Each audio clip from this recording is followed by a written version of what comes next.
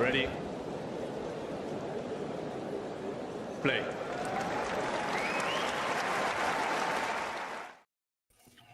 Hello, everybody. Welcome to another episode of Talking Tennis. Last ball drops at the Australian Open. Just finished our first Wednesday of the fortnight.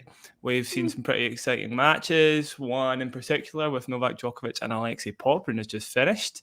And I'm with Damien Kust to wrap the whole thing up. Damien, how you doing? Hey, the Wednesday technically hasn't finished, but just like yesterday, we are doing it after the last match on Rod Laver Arena. But still, we have Sakari and Avanesian going on. Maybe just like yesterday, during the show, the result will come in. If not, well, tough luck for the Greek and the Russian. Fair. Yeah, technically not finished. The last ball has dropped on Rod Laver, though, right? I guess that's the definition, I suppose. Yeah. Where do we start, Damien? Do we start with the match that's just appeared in front of us? I think that makes the most sense. That's what we usually do, yeah.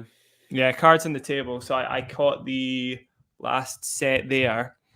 I know the story of the match. Essentially, there was a lot of ups and downs for Novak, right? He kind of was unengaged and then he was engaged. And he had to lock in the third set in particular when I think Popyrin had like 4 set points. But do you want to give us a bit of a fleshing out of the match, Damien? Yeah, I think generally, like, Djokovic has just been under the weather.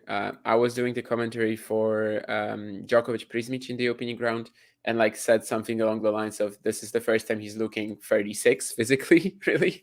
Well, of course, he's had some minor dips recently. John, don't show my tweets when I'm talking, please. No, I'm joking, but it does make me a little uncomfortable. But anyway, what I'm trying to say is that when Djokovic was playing Prismic, it was already clear that he's not exactly at his strongest physically.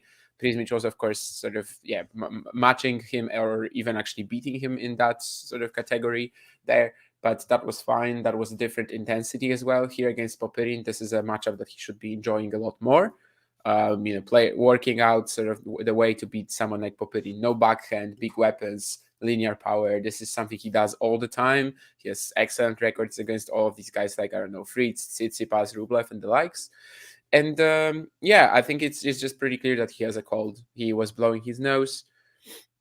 And basically, I think that's really the main story. So that third set comeback felt extra crucial because if Popyrin goes 2-1 up, given that, well, maybe he was struggling with an injury himself, but like, it would have been a real chance. It wouldn't have been like, I don't know, Laszlo Djere goes 2 sets to love up on Djokovic at the US Open, but you still feel like Djokovic can just pull away any second. Here, of course, there was instantly some pressure on Popyrin in the 4th set. He didn't manage to hold on. But that comeback might as well prove very important when we're talking about Djokovic claiming the title or making the final or making the semis in some time. I think the cold or whatever he has, some viral infection, it probably won't last, the whole fortnight. So it's mostly about getting through and getting back in better shape. I do think that in the next round, he will need his energy levels to be pretty high. I mean, against Echeverry, you expect the rallies to be like 30 shots every game. So, I think that this might actually turn out to be a pretty big test of like where he will be physically and also just whether he can go on for, let's say, 4.5 hours, because we know Thomas Martin Echeverry can. Yeah, it's actually, it's interesting you say all that because given what we've seen so far, Echeverry's not the greatest third round for him in a way. You prefer, as a Novak fan, for it not to be so physical. So it will be quite interesting to see what happens. Again, if he's a little under the weather, he probably still comes through, but it could be a scrap. It could be really difficult. So if that's the case and that just keeps going on, there's no guarantee he comes out the other side of that and lifts the title. So this will be quite an important round for him to just conserve his energy levels at the very least, as you say, showing signs of his age. So would be good to wrap it up in fairly comfortable fashion. And moving on, I'm just moving down the draw. The next match I'm seeing in the third round is Mannarino-Shelton. Mannarino coming through against Jean Menard in 5 sets and Shelton able to come through against O'Connell in 4 sets. Do we fancy Shelton or Mannarino to face Djokovic in the 4th round? Do you think Shelton's going to get through there, Damien? Yeah, I mean, Mannarino is such a tricky opponent. I don't know if the fact that Shelton is a lefty will actually help him quite a lot in this one. Yeah. Feels like there's definitely a big like A game, B game disparity in Shelton right now. Today against O'Connell, he was just really shooting himself in the foot a ton. The backhand in the 3rd and 4th sets where it was just pretty much awful. Like there were patches when he couldn't keep it in play at all. If he faces Manarino, that's an issue. But at the same time, can he just hit his serve excellent all day and just blast through him? Maybe.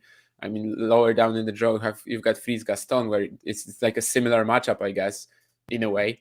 And Fritz just loses 4 games, even though he was struggling in his opening rounds. So maybe not 4 games, but like that sort of scenario is also possible for Shelton. I think it's a pretty tricky matchup because it's like there's no real way to compare it to anything else. Shelton hasn't played someone like Manarino because there's no opponents like Adrian Manarino. Of course, I'm assuming that Shelton would have a better shot at Djokovic, provided that, again, we don't have some physical issues for Novak. But that shot, of course, would still be pretty minor. But yeah, any issues he had today, he pretty much led to that himself. Yeah. Good summary there, because I do think Shelton's still got quite a few holes in his game and he can kind of turn up playing a different way from day to day. But I still fancy him to get through just because he seems to amp himself up and find a way in a lot of these big matches, even if it is Manarino. I do think Manarino, the lefty serve in particular, he's got the most wicked one on the tour. I think it just goes so far out. That makes a big difference if you're a lefty. So Shelton should be a little more comfortable in that matchup than some. So I do think he's got a good chance of getting through there, and we'll get a rematch of the US Open semi-final. You touched on the Taylor Fritz match with Gaston. He was able to get through 6-love, 6-3, 6-1. And he's against Fabian Marozsan, which I assume, Damien, you're pretty pumped about. That could be an upset on the cards, maybe. Yeah, I feel very confident about Fabi having his chances there. He won in 3 sets today against Cerundolo, which I think is already a pretty good step for him. Basically just getting through a clean match with that sort of play style, and with generally being not the most consistent player in the world. That's really good for him. I think definitely that section was pretty open because of the seeds being weak there. Musetti is already out. Tsitsipas was there. We know he has some frailties, as the same with Fritz. The one more seed I'm missing in that section, but anyway, that's Cerundolo, and Marozsan already eliminated him. So from the very beginning of the event, it was like Marozsan Cilic, that opening round. Whoever wins this will have a brilliant chance to go deep. And I think Marozsan is like at least a 50-50 with Fritz, honestly, in the next round. So I'm excited to see that match. Definitely Fritz has rarely faced players like this who will just rush him on every ground stroke. And is he going to hold up? I don't know. I mean, athleticism is not exactly the strong suit of Fritz. So like playing all these reactive shots that he's going to have to come up with, it could be an issue. And definitely, as you said, I'm very excited for it. For sure, it could be an issue. Quite exciting to see if Marozsan can get to the 4th round there, where he will meet Luka Van Asch or Stefanos Tsitsipas. A little note on Tsitsipas. I know him, and by the way, if you've not seen it at home, watch the over the net shot from Tsitsipas in the 1st round against Bergs. He came through a pretty tough test in Thompson today, and he held up. I think everybody's kind of got him off of the radar. They're kind of expecting him to play usual Steph stuff for the most of 2023. But then it's easy to forget he does tend to take care of business against the lower ranked players. He does tend to do well in Australia. Obviously made the final last year. Has a pretty big Greek contingent in Melbourne. I do actually think he's got a pretty good chance of getting to the quarters again, given he's got Luka Van Asch next, who probably is a bit of an incomplete player on the ATP Tour. I don't think that's harsh to say. And probably Fritz or Marozsan. Either way, I would fancy his chances against either of them. Am I overrating Steph, Damien? It's nowhere near as harsh as what I've said about Luka in the past. I think it's really just a pretty safe passage for Tsitsipas to the 4th round now. Yeah. And I think the problem with Tsitsipas is that even if we're sort of sleeping on him, he can't win his quarterfinal, and that's a real issue. Of course, provided Djokovic doesn't exit the event earlier. So I think that's why we're mostly sleeping on him. That's why no one is treating him seriously.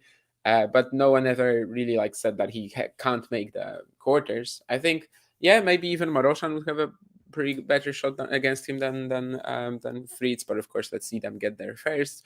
But I think for Tsitsipas today, it was just another one of these very professional showings, like against Bergs. Really, the only difference was that Zizou couldn't compete physically after the 1st set, whereas Jordan Thompson could. And of course, it was pretty tough in the 3rd as well. Really crucial to take that one. But there's nothing really that I can praise Stefanos for, and there's nothing that I can criticize him for. Like, he just did his job. He got out there, he played at a very solid professional level, and that's really all you need to do in the first few rounds if you're a player of that quality. So I still don't believe that he could beat Djokovic, but maybe it's not gonna be Djokovic there. I mean, who knows at this stage? Who knows exactly.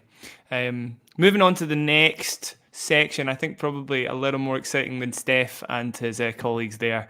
I'm excited to see can Yannick bring it in one of the biggest matches he'll get at the Australian Open. He's not quite there yet. He's beaten Van de Zandschulp fairly easily. Jesper de Jong, exactly the same, 6-2, 6-2, 6-2. He's up against Baez next. He's still not got the test, I guess, we'd like to see from him. But maybe a potential fourth-round opponent, Damien, that I thought you might be a little excited about. If Thomas Machak can get through against Karen Khachanov, that would be a bit of an exciting fourth round, perhaps. I know Machak's been somebody that's long been on your radar. He's a bit of a hit and misser, kind of like Marozsan, right? I'm sure you could tell me the differences and the nuances in their games. But he's against Karen Khachanov, who, of course, is no longer a dark horse at the Slams. I think most people expect him to beat the players he should beat. So probably Khachanov gets through there. He came through against Kovacevic, the American qualifier, and Machak beat Tiafoe, which is a pretty big deal in straight sets, I would say. Yeah, Mahat played like the best match of his life, honestly, almost. I mean, maybe the third set he had to sort of rely on Frances choking it a bit in the 5-3 game. But yeah, I mean, he was unbelievable. The hand skills are just insane, obviously. The way he was responding to the Tiafoe serve, like literally the first serve in patches would just come back at the same speed that the serve was played on every single point.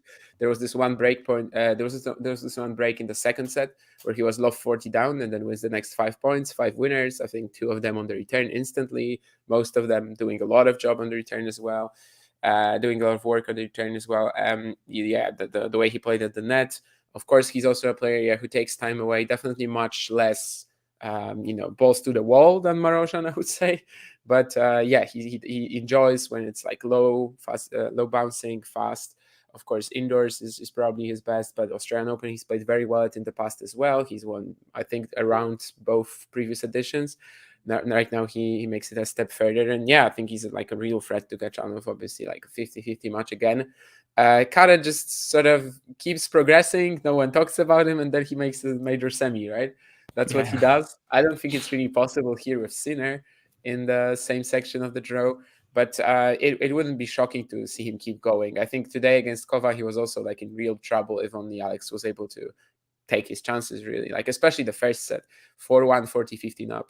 Kovacevic was. He goes down love 2 then, and 2 sets to love down. And of course, he wins the third. He's also 3-1 up in the fourth. So there were real chances there in patches. The block return especially was giving Khachanov a lot of issues with that grip that he has on the forehand.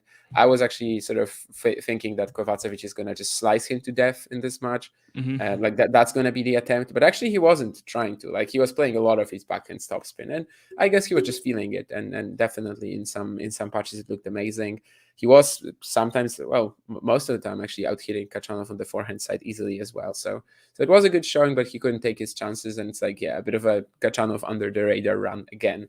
Mahat will need to deliver. I mean, recently, of course, he's been amazing. I think this is going to be, this is pretty much like his first ever opportunity to be playing on the main tour, like almost the whole year, even if he would suddenly stop winning.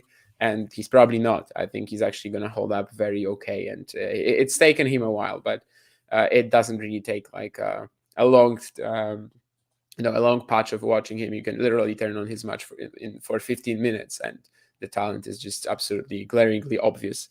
And Sinner Baez, I don't think that's the test yet. Today, Sinner was just absurd. I know that there were some people just saying that maybe against Botic he was a little off. I didn't watch that much, but I was always like, I mean, he won in straights against Botic. He couldn't have been that off. Right?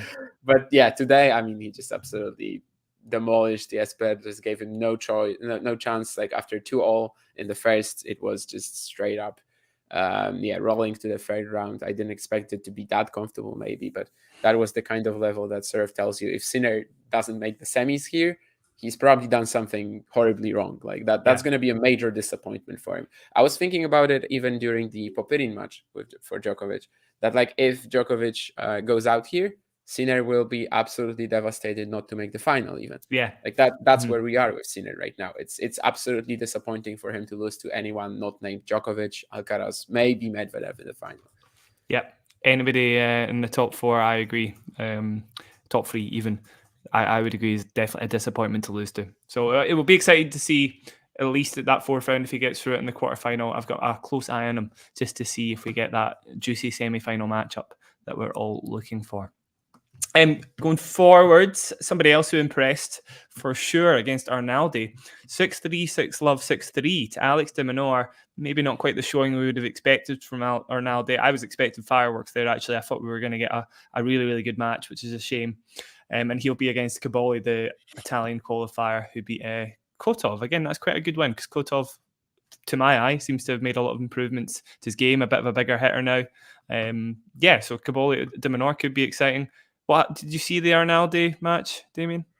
Yeah, it was rough. I was also expecting like a 5-setter there. Honestly, like even if I thought, we were talking about this yesterday with Mario, and Mario was just saying that they're both gonna be like maybe not the most exciting play styles because they're just gonna move well around the court and sort of try to outmaneuver each other. But I was actually under the impression that Arnaldi was gonna try to be very proactive with that forehand shot making that he has added to his game, and he was, and in fact maybe too much. Like he was just an unforced error machine.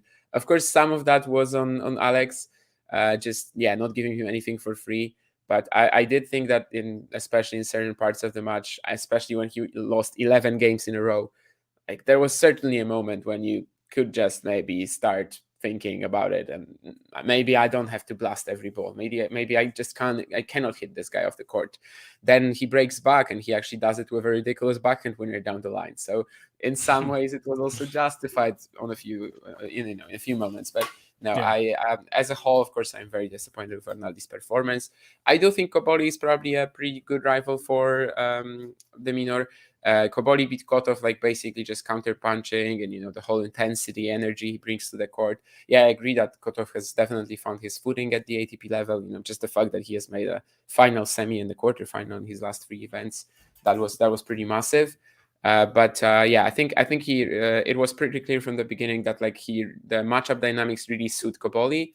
It's exactly what he wants to be playing. He doesn't want to be like necessarily the person who is all the time dictating, even though he can do it. He definitely has the power to, but he probably likes sort of being a little in the background and just turning defense into offense in a flash with one great shot. And I think against de Minaur, that's probably not exactly what he wants to do. It might look a bit like the Arnaldi matchup, where like Caboli will be the one who is feeling, okay, I have to go for it, and de Minaur is just sort of playing it back. But yeah, as a whole, I think it was a very impressive performance from both guys, of course. Just definitely disappointed with the Arnaldi de Minaur matches. That was supposed to be one of the highlights today, and it was pretty awful. Jane says, do you think we're seeing peak Demon right now? Yeah, more or less. I don't know what peak Demon is. I think like one of his strengths is always being pretty good. Like he doesn't really have poor patches. He doesn't really have horrible performances just because his floor is that good.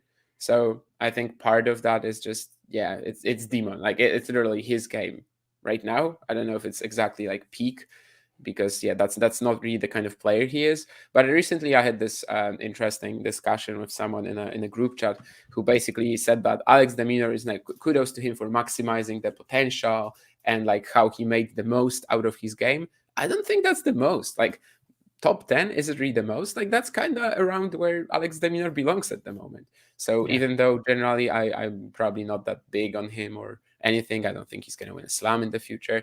I think top 10 is like very real, very normal for him. It's not something where he's like going beyond what he can do. So and I think that's on a bit different note. But yeah, we might be seeing peak Demon right now, and I still think that against Rublev in the 4th round, he would have a great chance. Yeah. But if he made it to the quarters, I totally agree. I mean, a matchup with Sinner is just not. Yeah. He's not got a peak, as you say, higher than probably the outskirts of, or within the top 10. I don't think he plays much better than that, just given his game style. But yeah, he's playing a bit as well as he could play for sure, and he would be against, as you say, Rublev or Korda. Korda coming through against Hallis 6-4, 6-4, 6-4. tidied up his game after a pretty spotty first round. And Rublev defeating Eubanks fairly easily. I didn't think that was going to be anything but straight sets. No offense to Eubanks, just not a great matchup there. Korda, Rublev in the third round. What do we think? I just, food for thought, Damien, think that Korda still doesn't come to the court with the same level week in, week out, match per match. I do think Rublev probably takes that one. And again, he might be under a lot of people's radars. I don't think people are paying attention to Rublev as per. And I think he's got a pretty good chance against Sebi Korda, Damien. Yeah, that's like similar to Tsitsipas or Kachanov, though. Like, no one is paying attention to him because no one believes that he will beat Sinner and then Djokovic potentially. Like, that's really the only reason. Of course, he has a very good shot of making the quarters.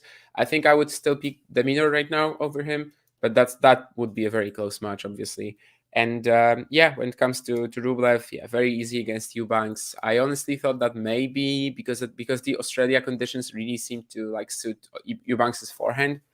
But if he's not really pushing Rublev here, then I think this year is going to be just as poor for him at the ATP level as I thought initially. And Korda, I was pretty surprised to see him in straights. As you said, it's just not the same level every week, every match. Against Kopriva, like that could have been a new low. Being 2 sets to love up on a very mediocre hardcourt player and then losing, that would have been just disastrous for Korda. Right now, you just don't really know what he's going to bring. Of course, he has the peak level to like trouble and potentially also beat Rublev, but do I really think it's going to happen for him over 3 sets? It's kind of unlikely, but it's still good for him, of course, to beat Alice and in such a clean manner as well. Agreed. Right, moving on. I think that's a wrap on the men's side, so we can move swiftly over to the women's side. And straight off the bat, I've got Sabalenka defeating Brenda Fruhvirtova, the qualifier, 6-3, 6-2. She'll be up against Lisa Surenko in the third round, who beat Masarova. Little interesting note on Surenko. We're talking about underrated players. Surenko is going under everybody's radar as a player who just like takes care of business against the players she should be taking care of. Like, she's rocketed up the rankings in the last year to around, she's 28th seed, around 28, 29, whatever she is in the world. And I think she's not getting enough credit. And part of that, to be fair, is probably that she doesn't have the peak to beat a player like Sabalenka. If she's playing well, she probably will lose this. But I do think she deserves a little bit of credit. I expected her to take care of business fairly easily against Masarova. She did. But probably the bigger story, of course, Sabalenka, emphatic against Fruhvirtova to an extent. In the first round, of course, against Seidel, maybe not the biggest statement, but 6-love, 6-1, still massive. Do you fancy Sabalenka to go all the way, Damien? Will she have problems against Surenko? She definitely has the best draw out of the main contenders, given that she doesn't have to face Świątek or Rybakina in the semis, and also there's just a lack of contenders really in her draw. Maybe like Badosa right now in the forefront looks like a fairly decent opponent, but I think against Brenda it was pretty clear that this is unwinnable from the get-go. Along with sort of, as the match went on, Sabalenka just only kept adding to the pace, the weight of shot, the heaviness of her strokes, and there's just nothing at this stage that Brenda can really do about it. She hit like 6 winners in the entire match. One of them a brilliant backhand down the line, which made me think like, I wonder how many of these she hit this match, and it was 1. But no, of course it was just a little too early for Brenda, and I think regardless really of which 16-year-old that played today you would have thrown against Sabalenka, maybe only Andreeva would have had a shot, but for Brenda it was definitely way too early. And Surenko, she's just so weird, all the retirements, walkovers, 50% return games won last year, like literally Iga Świątek return stats, even though of course her return isn't as good, but she's just so good in neutral rallies, I suppose. And also, you've got the worst stats on serve in the top 50. So, I mean, it's just such a big deal. And I don't know. Definitely when we are underrating her, as you said, and she's going under the radar, it's probably a similar case to the previous players that we talked about. Like, no one just believes in her actually beating a top seed, and that's really the end of the story, right? When she plays a top seed, it's usually a blowout. So I would expect the same against Sabalenka, who of course has the ability to maybe just throw in a stinker out of nowhere. I just don't know if Surenko puts enough pressure on her to do it really. Sabalenka hasn't been just hasn't been as inconsistent the past year or so. So it seems pretty obvious to me that she will be like the massive favorite to win it, and it would be like the shock of the tournament for sure if she lost. Yeah. But at fourth round, you were saying Badosa. Why not Anna Samova, who's making her comeback? She's doing pretty well. Podoroska, again, maybe not the biggest win. And actually, Samsonova, the same. But if she had a fairly good win against Paula Badosa, then maybe I'd start to be like, well, there's maybe a little danger there. Anna Samova's highest level is pretty tough to live with. She doesn't tap into it all that often, I guess. But when she does, she's got an amazing return game. It could be really, really difficult for Sabalenka. I've got my eyes on that, Damien. I'm not saying for sure that Badosa gets through Anna Samova. So have you got any alarm bells there, or are you just like... I'm not either. I actually didn't remember who she was playing, honestly. So that was basically the point. But yeah, Badosa sort of emerged as a pretty underrated threat, and I guess Anisimova as well. Just before the Australian Open, Anisimova won one game against Buskova. So I don't really know where she is at the moment. Then, whether she can play 4 good matches in a row. Because in whatever the event was that she played at the beginning of the season, was it Auckland? One of these events. Anyway, she beat Pavlyuchenkova. And then, the second match was just under an hour, one game against Buskova. So that's what I'm afraid of. Badosa certainly just emerged as a bit of an underrated threat as well, given she hasn't been playing since Wimbledon. And you just never really know. But last year, I remember that even though she was only able to play one slam, and she actually even retired in the second round there to Kostyuk at Wimbledon, there were moments when she was playing like top 10 tennis, and especially the European clay season. Maybe you can put in Charleston there as well. But there was also that Sunshine double when she was just coming back, and she draws Rybakina twice in round 3, and she actually gives her a pretty good test. So that's like whole end of February to Roland Garros, basically, to Rome, where she got injured. That was a really good stretch for her. So it's not like she didn't have the level last year. She was, fully healthy, but also last year probably ends in the top 15 at least. It's just that we haven't really seen her in a while. But she emerges as like a very unexpected, but definitely a dangerous threat.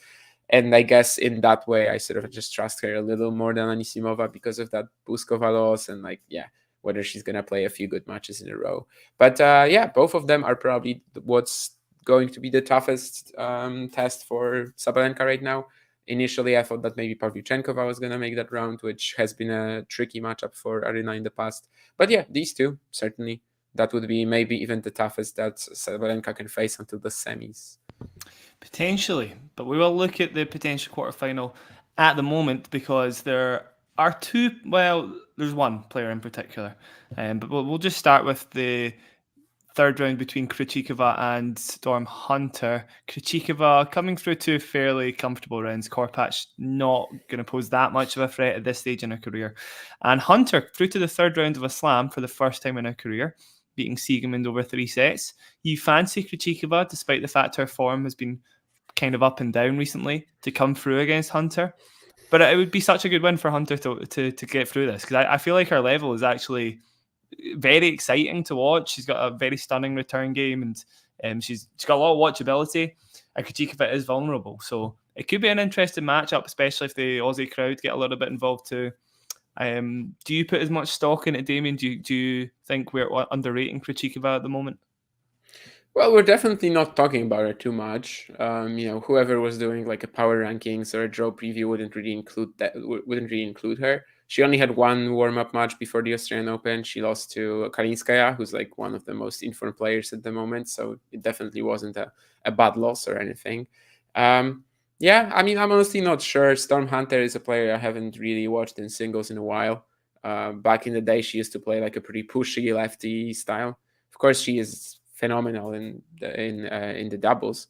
So maybe she has improved something about her game. Maybe she's taking more risks now. But I'm not really sure what to think about it, because you said Krejcikova has been a little just mediocre, I guess. She descended to like a very mediocre level. Definitely nowhere near what we thought of her last February, when she was like the dark horse for everything and basically wanted to be included in the Big Four, or however you want to call it. But obviously, eventually her results ended up not being really ones that would justify that. Yeah, she dropped off a little. And with that said, I think the fourth round opponent that she probably will face is more likely to win against her. Mira Yeah. Andreeva coming through Bernarda Pera in the first round fairly easily. And then defeating Ons Jabeur 6-love 6-2. Now, little statement about this. This was not much of a surprise to me, I'll be honest. Andreeva, not the greatest matchup for Jabeur. If we're talking about junk balls, I think Andreeva is probably one of the best and most varied defenders we're going to see on the tour for a while. And I just feel like Jabeur couldn't really do much to hurt her. It was always going to be a bit of an uphill battle, particularly on a hard court where those kind of junk balls and slices and stuff just have a little bit less of an effect. So the fact that Andreeva won so comfortably isn't much of a statement, to be honest. But I do still fancy our form. I think if she comes up against Krejcikova, she's against Parry, by the way, in the third round, of course. The one-hander, much more adept on clay, so I would fancy Andreeva to get through. I think she beats Krejcikova or Hunter. So I imagine Andreeva is going to be Sabalenka's quarterfinal opponent. Yeah, it's a bit of a dream draw to the quarters. She was basically like the favorite for me as well against Ons. I don't think we can really like go into the matchup there though, because that match like just had such a massive difference between the two players that it didn't even allow it to go into like tactics or whatever. I mean, Ons was off from the get-go. Andreeva starts returning her second serve very aggressively. She's like hitting ridiculous winners, first set, second set, never really lets her have a shot. So yeah, I think that it didn't really get into all these matchup dynamics that you were mentioning, which I don't know, if that reflects well on her form or not, but certainly she has been very good since the start of the year. Only the one lost to Noskova, I think, right, in Adelaide or whatever the event was. I always confuse them. And I just think that she's definitely maybe Brisbane. Yeah, I think maybe Brisbane. But anyway, it doesn't matter, of course. She's going to be an absolute threat here. We sort of knew that her rise will continue this year. Today probably also answered the question on whether she is the best 16-year-old in the world.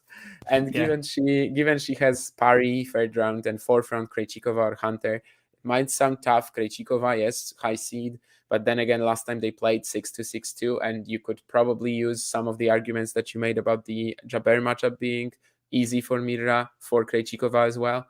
So, I do really expect her to make the quarters. I think at this stage it would be disappointing for her not to. The big question is whether she will be able to beat Sabalenka, because the last time they played, she was overwhelmed like completely by her in that Madrid run. Of course, when it comes to Andreeva, she was like barely 16 back then. So in her case, this makes a huge difference.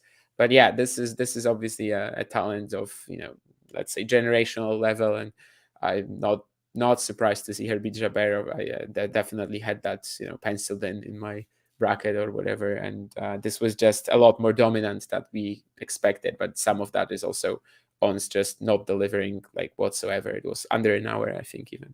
Yeah. Generational talent. Good to hear it, Damien. Although it's not the biggest statement, but it's quite early. It's quite early in her career for those sort of words. So I like it, Damien. It's good. I mean, we rarely have 16-year-olds who are so complete and mature as well. So I think it's obviously quite common on the WTA tour for a 16-year-old, 15-year-old to show up and be good, because the physical difference between them and the top isn't as huge as it would be on the men's side. That's why you have all these age eligibility rules, which don't exist on the ATP, because no one would be able to hang with the big boys at 14 on the ATP or at 15. But I think like that sort of complete package, we haven't really seen it in like basically definitely not since I started following tennis. Amazing. Good words, Damien. With that said, okay, so that's what our quarterfinal looks like in the bottom quarter of the bottom half. Let's move on to the top quarter of the bottom half to finish, and we'll start off with Goff's route through the tournament so far, beating Dolehide in the second round in a tie-breaking 6-2, fairly comfortable in the end, although she was a little troubled. And she's going to be against Alicia Parks in the third round. I think many expected Fernandez to get through there, but Parks coming up with a straight sets performance against Fernandez. Always thought it could have been 50-50. I do think that if Parks is playing well enough, there's a possible danger there. Like she's got a peak that's good enough for a defensive player like Goff. She can find ways through. So I think people need to be paying attention to this one. It's not a given that Goff gets through if she's feeling a little off. Yeah, I mean, to me, it's just like the same sort of probability that Parks will lose 1-6, 1-6 as the fact that she wins the match. Like Yeah. literally, you never really know with her. She's 2-2 against top 10 opponents, beating I think Sakari in Ostrava and also Garcia in the Lyon final. She would have been in real trouble without this run because that Lyon title is dropping soon. They also took away a lot of the indoor swing from the WTA Tour, so now we only have 2 events. At first, it was only 1 even, and then they added Cluj as well. So yeah, it's really tricky for Parks because she was close to dropping off the tour really in the next few weeks. Now maybe she can hold on with these points, and yeah, she's like pretty much a similar player as Dolhide. So Dolhide was able to push Coco a lot. She was 6-5 up in the first and serving.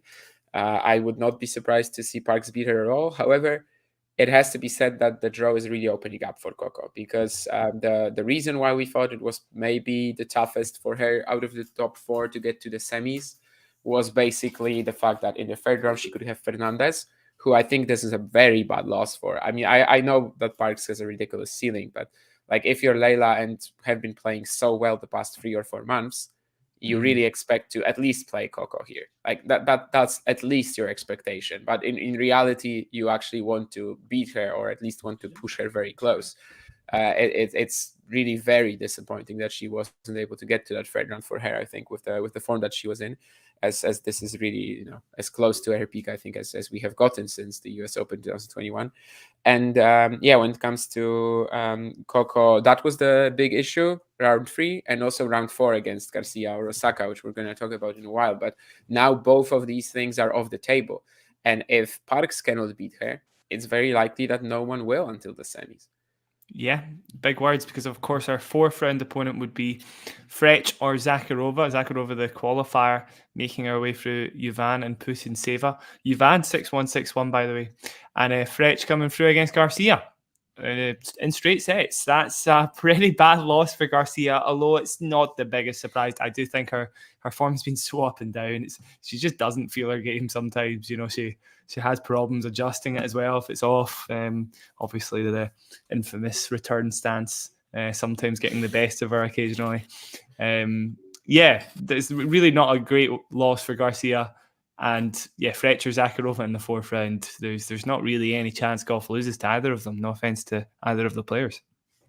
Yeah, no offense to Magda Frank, but like just reading now, because of course I do see some Polish media stuff and like reading about how well she played. It's just like, yeah, I mean, it's Magda Frank, and this is a player who is really maximizing what she got from God, let's say. And kudos to her for that. Of course, she's a real hard worker, but if you see her losing to Garcia, yeah, it's a little vomit inducing even, like just because for the event it actually means that the quality of the event drops pretty massively.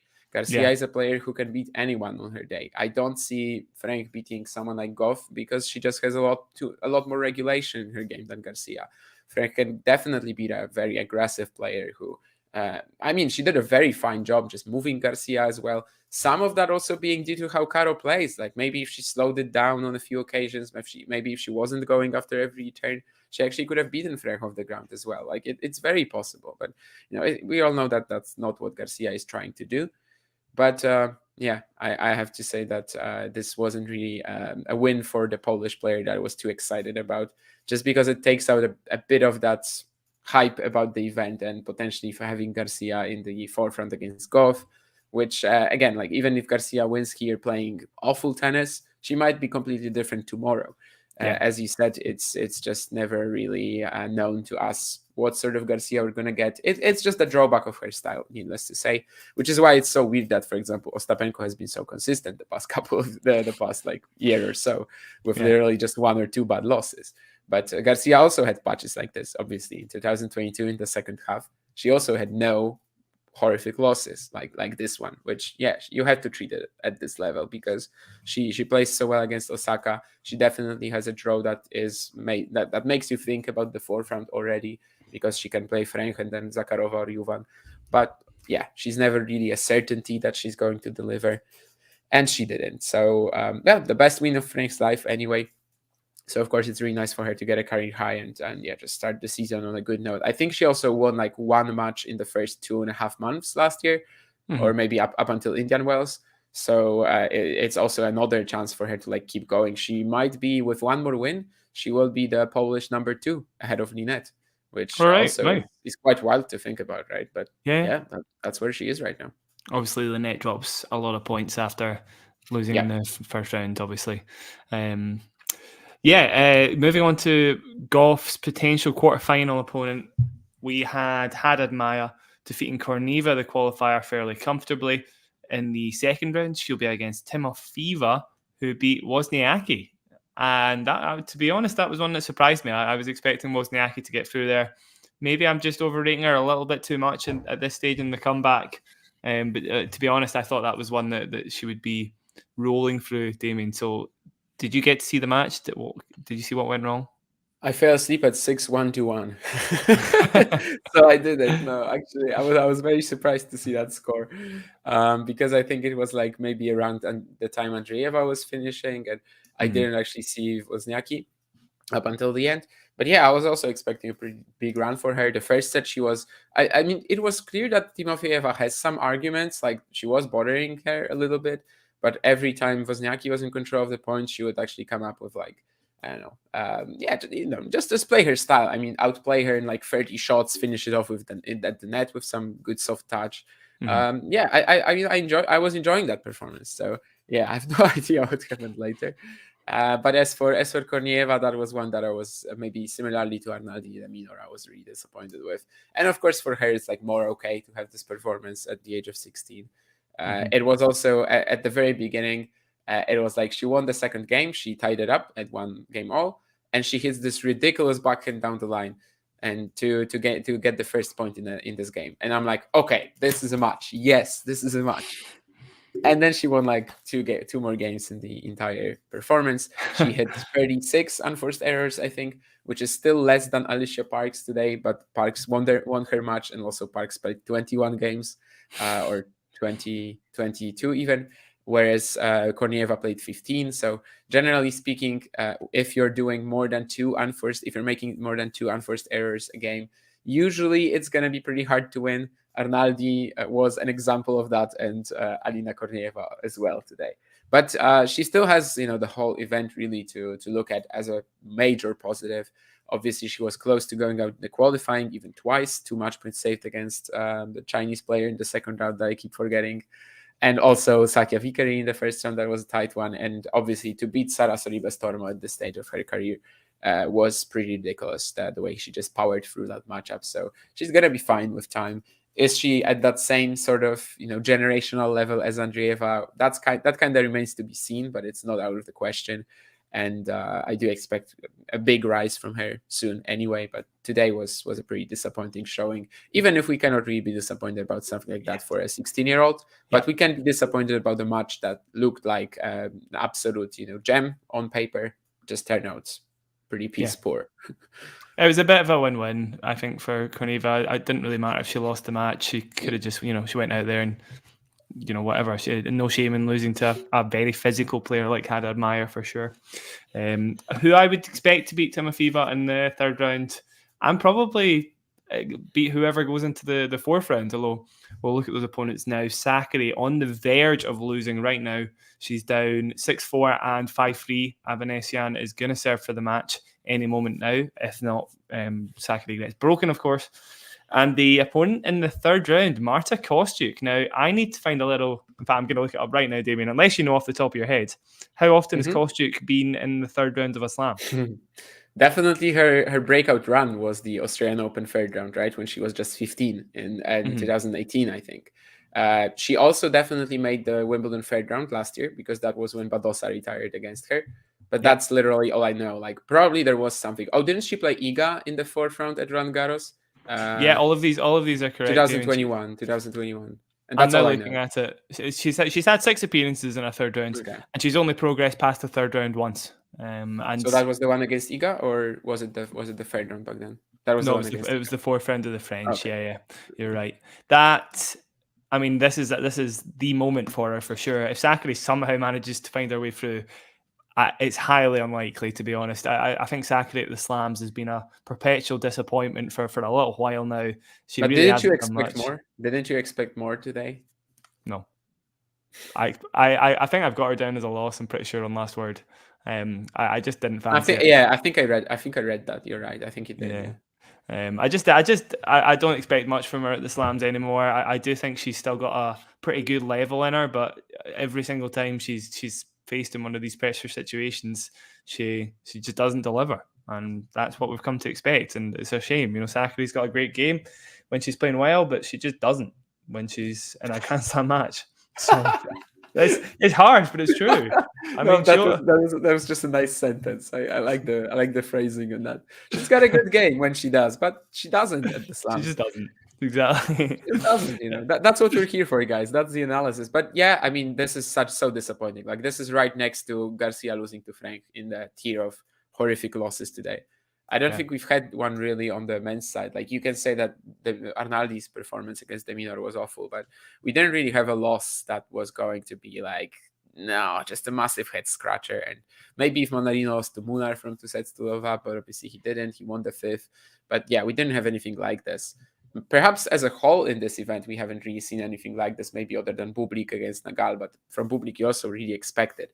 But Sakkari playing as well as she did at the United Cup, winning a match finally at a slam for the first time since the last Australian Open. And yeah, losing to Alina Vanessian, who, with all due respect, like, on clay, yes, I can buy her style being uncomfortable, but can I buy it at the Australian Open? Maybe right now, because it's like the evening session and it's a lot slower. I haven't been watching the match, maybe, but it's definitely like right next to Garcia losing to Frank, I think, in losses today that were just incredibly disappointing for the players who were favorites to win it. Yeah, agreed. And whoever, of course, does come through will play Kostyuk.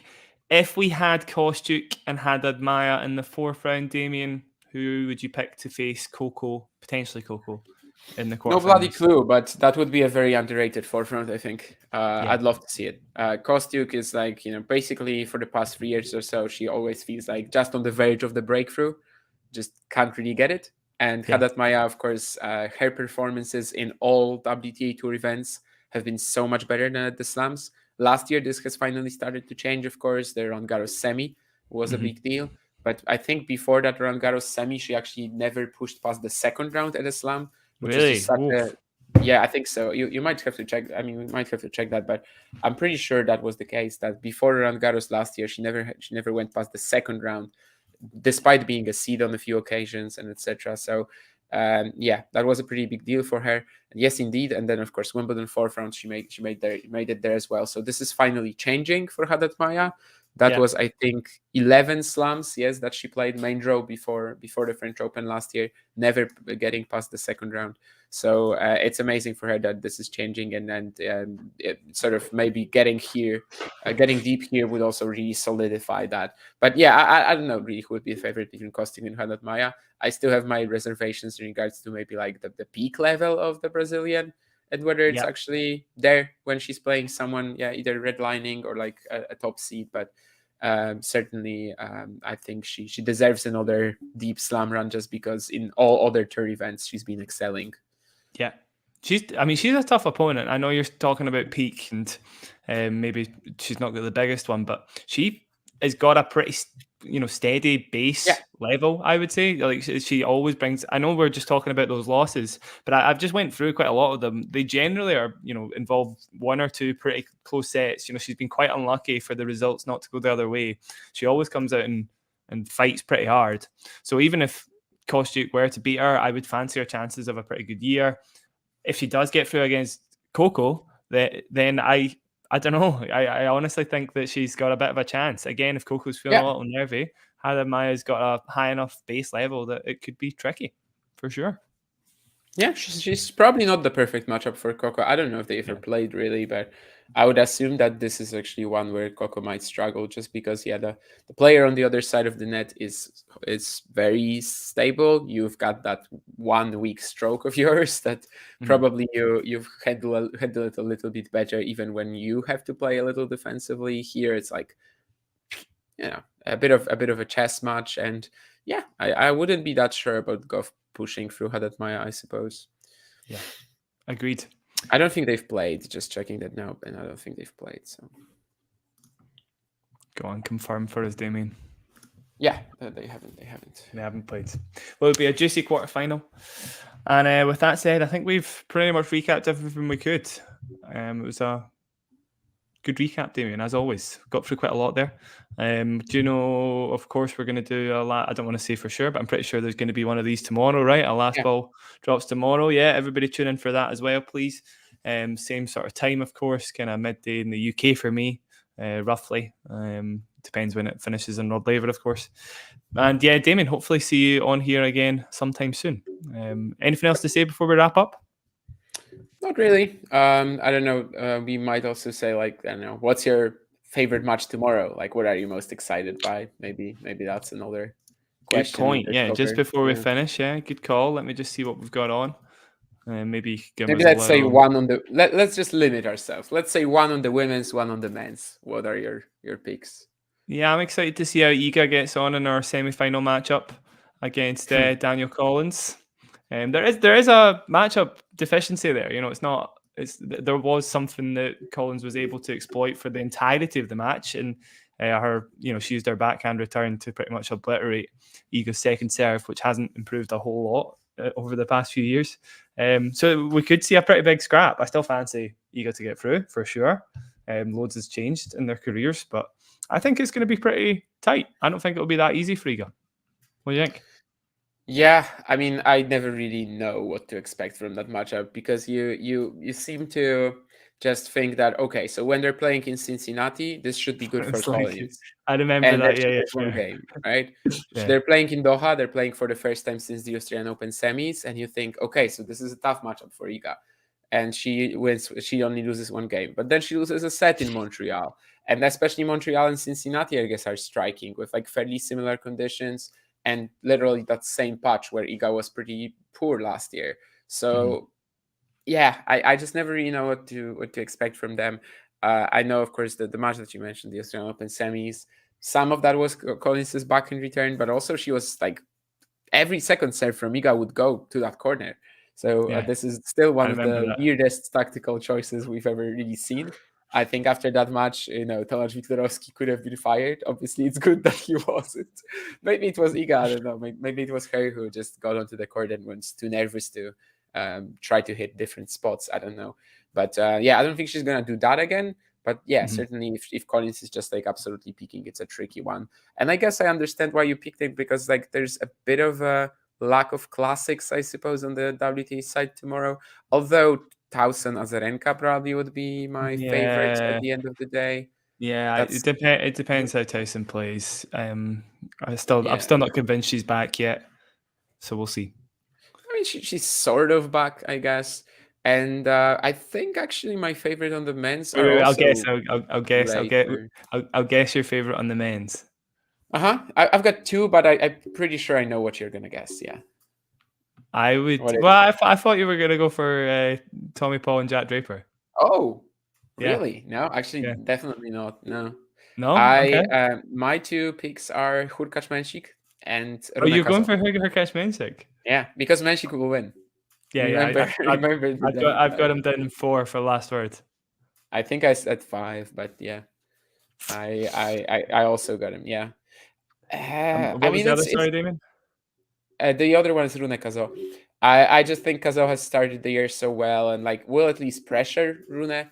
Eventually, I would probably expect Holger to maybe have a bit of a similar outcome as against Nishioka. So like it's scrappy, but he's complete enough. He's gonna respond pretty well to all the net rushing and the big first serve eventually. So it's fine.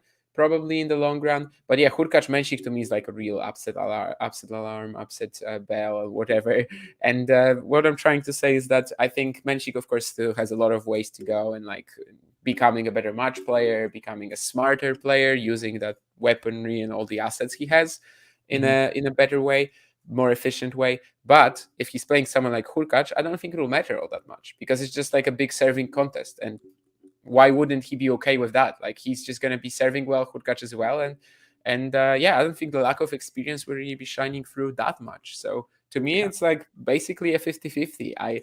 I know that when I said Menchik in 5, I'm sort of optimistic. Like this is just a bit of a like I don't know if this is actually the likelier result. Probably not, but it's fancy. You know, it's something that would be exciting. So that's why I'm going for it. That's why I keep saying on the show that Menchik is going to beat Hurkacz. But who knows? Of course, it's very likely that they will just play 4 tie breaks and whoever wins them wins the match as well. There was a Hurkacz Karlovic match at the Australian Open, I think 5 years ago, which was just 4 tie breaks literally. I would be maybe a little surprised to see it again. I think there will still be enough play of the ground, unlike in the Hurkacz Karlovic match, for this not to happen. But I'm definitely really excited for it. I think it's going to be very close, and they kind of are pretty similar in many ways. It's just that Menchik can actually accelerate off his forehand and doesn't have to be like so careful picking his spots to attack. So yeah. I mean, he'll be there for the taking, I think, Hurkacz. Yeah, it's just a case of whether Menchik can deliver for the entirety of the match. I'm actually just doing a little rundown of the men's picks for tomorrow on Last Word, Damien, just to compare and contrast our winners. So far, there is not a single winner that we've disagreed on. I think we've picked the same winners the entire day. I'm not gonna like check that now, but I'm just looking at the schedule and like thinking, you know, where we could disagree. Paul Draper, I guess you also went Tommy based on like physicality. Tommy, yeah. I chose Struff over Kecmanovic. Oh, and I went Kecmanovic, yeah. And I also went Nagal over Shang. Oh yeah, I saw that. Yeah. That was a little interesting to me, but I suppose, you know, we're just not sure that Jerry will deliver. Like I think I said there that I'm just going for him based on like the upside. I just think he's the much better player in the future. I don't know if he's quite gonna show it yet, but yeah, it's not about matchup for Nagal. Like anytime you know that he's not gonna be like the serve gap is not going to be exposed because the serve gap basically doesn't exist in this matchup, and you know Nagal is going to be in the rallies, why not? I mean, he definitely has a shot. And I think maybe you also went Zhang, right? I went Zhang, yeah. Went Zhang over Humber. That's a bit of a bold one, I guess, from both of us. But yeah, but I just thought inconsistencies over 5 sets. Ugo's showed it so many times. It just, you know, he has so many ups and downs at these majors. So I fancied, and Zhang's made so many improvements to his game. I think he's a little dark horsey, so he's got a good chance. Yeah, there you go. Alcaraz in 4 as well, Damien. Yeah, I think everyone said Alcaraz in 4 in that one, and I just think that there's going to be enough like early questions, and you know, Sonego can definitely produce for a set. I don't really know if I like his chances to win 3 though. But yeah, only a few matches really where we could differ. I think Nori Zapieri was also one where I was like really thinking about it. Yeah. But I actually went Nori in 3 in the end, Damien. I know you went Nori in 5. Yeah. Oh wow. That's kind of bold. I don't underrate Zapieri, but I just think maybe a little bit of a lack of experience in hardcourt majors. Maybe Cam just plays well enough that he can get under the skin of Zapieri and he just starts spraying. It's possible. Like honestly, the more I think about it, the more I like a Zapieri win. But yeah, I was also like, is he really gonna deliver? Do I trust him? And I figured I don't. But the more I think about it, I just think he's gonna come out, blast the forehand, and I don't really know what Cam will do about it. Like I just don't really understand what Cam will do about it if Zapieri is playing just as well as he was in the qualies in the first round. But yeah, maybe it's like one of these matches where like the how did they call it? Huge lungs of Cam Nori get him through, and the fact that he cycles to Wimbledon, of course, to the Australian Open, he probably doesn't cycle. That would be pretty rough, unless he has like one of the stationary bikes and he just did it on the ferry to Australia or whatever. But still, he has these huge lungs. Maybe they get him through in 5. That's basically my explanation. Even if I said it a little differently, probably I didn't want to quote the Telegraph or whatever the newspaper was. I think it gets called. What is it? Does he get called Iron Lung or something? I can't remember now. Something silly. Something with lungs, yeah. Pretty corny anyway. Right, Damien, we better wrap up there. A few things to do. So thank you very much. That was good fun. Hopefully catch you for another one soon. Yeah. Thank you everybody for watching. We'll catch you very soon on Talking Tennis. Again, catch us tomorrow for last ball drops and for the rest of the fortnight. Cheers, everybody. If you enjoyed this video, make sure you hit that like button. Don't forget to subscribe and click that notification bell so you don't miss out on all things tennis.